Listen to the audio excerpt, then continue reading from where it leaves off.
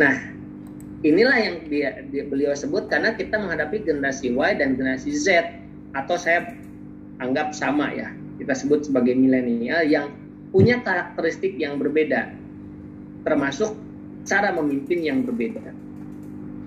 Nah, misalnya Bapak Ibu, kita lihat kalau kita bicara baby boomers adalah mereka yang lahir tahun 1945 sampai 60. Ya, mereka terbiasa dengan punya bos yang top down. Ya, karena orang tuanya keras, veteran perang yang memang sangat keras pada anak-anaknya. Waktu itu mereka sangat trust seniority.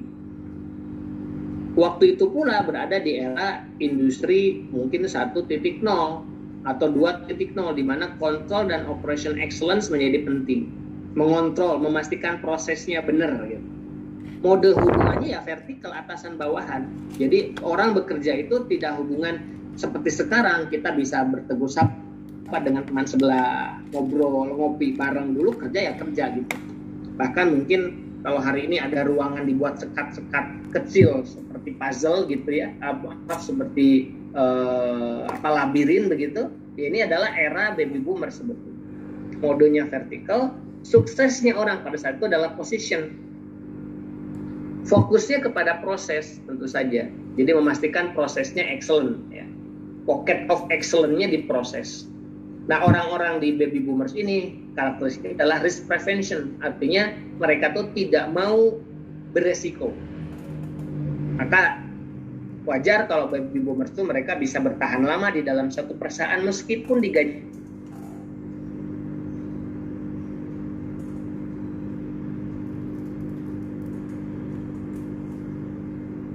Kan gitu, itu baby boomers. Mungkin kalau sekarang ngapain kamu tuh kerja apa dikerjain kan begitu. Nah, jadi begitu ya. Jadi orang-orang sekarang kan berpikirnya begitu. Nah, kemudian geser ke Gen X. Gen X 1960 sampai 1980 ya kelahirannya. Meskipun ini sekat-sekat ini tidak bisa dijadikan sebagai patokan, tapi rata-rata karena generasi ini adalah produk dari lingkungan, ya, lingkungan yang berbeda menghasilkan generasi yang berbeda. Di Gen X ini dikenal leadership lead by example. Jadi bagaimana seorang pemimpin itu menjadi contoh panutan, kan begitu ya.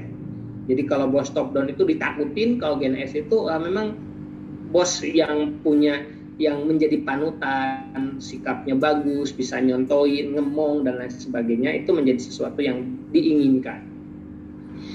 Mereka trust experience, organisasinya bertumbuh, tidak tetap tapi growth.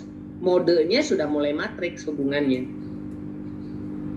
Suksesnya bagi mereka tidak lagi position tapi money. Percuma ada position kalau money-nya nggak ada. Mendingan posisinya tetap tapi money-nya tumbuh, misalkan begitu. Fokusnya kepada innovation, bagaimana terhadap risk management, Bapak Ibu. Jadi Gen X ini mereka kalau memang situasi tidak memungkinkan, saya mendingan pindah gitu. Tetapi mereka hitung-hitungannya kuat, itu generasi X. Misalnya mungkin mereka biasanya bekerja 5 tahun dulu sampai ngamatin di tempat lain, ada nggak yang karirnya lebih bagus kayak gitu ya. Nah, saat ini yang kita hadapi adalah generasi yang bukan baby boomers, bukan generasi X.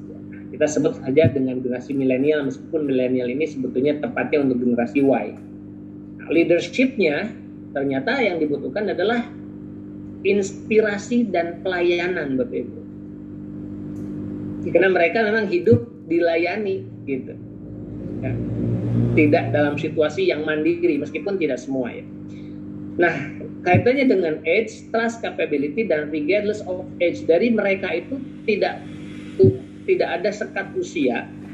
Mereka anggap semua usia itu sama, sepantaran, dan mereka yang mereka hormati bukan senior, bukan pengalaman, tetapi capability, kemampuan, gitu.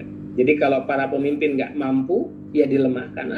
Ngurus HP aja, pegang HP aja nggak bisa mengerjakan atau bisa pakai, gimana mau saya hormatin begitu. Jadi capability menjadi sesuatu yang penting, gitu.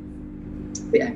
Jadi speed and simplification, cara kerjanya adalah kecepatan dan kesederhanaan, gitu. Jadi nggak mau yang rumit-rumit gitu ya.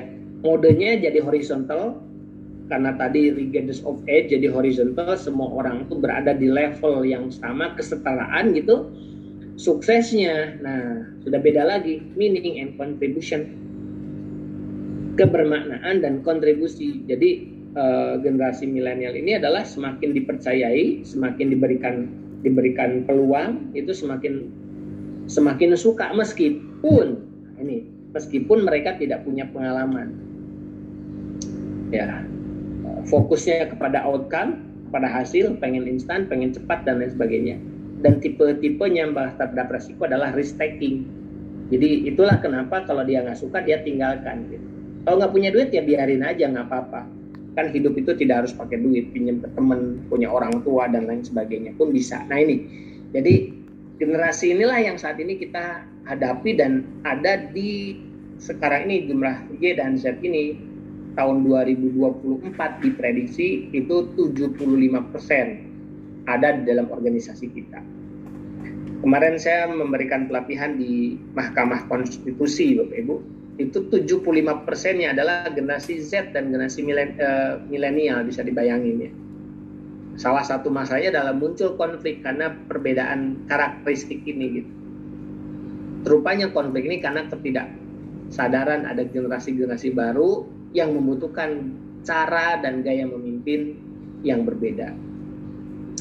Jadi disitulah kemudian kesimpulannya dari shifting leadership paradigma ini, from command to control, kita tidak bisa lagi dengan cara commanding dan controlling, Bapak Ibu, tetapi to inspiring dan connecting. Bagaimana kita bisa menginspirasi mereka dengan goal-goal besar, dengan misi-misi mulia, dan dengan membangun sebuah connectedness, hubungan yang baik dengan mereka, hubungan horizontal tentu saja.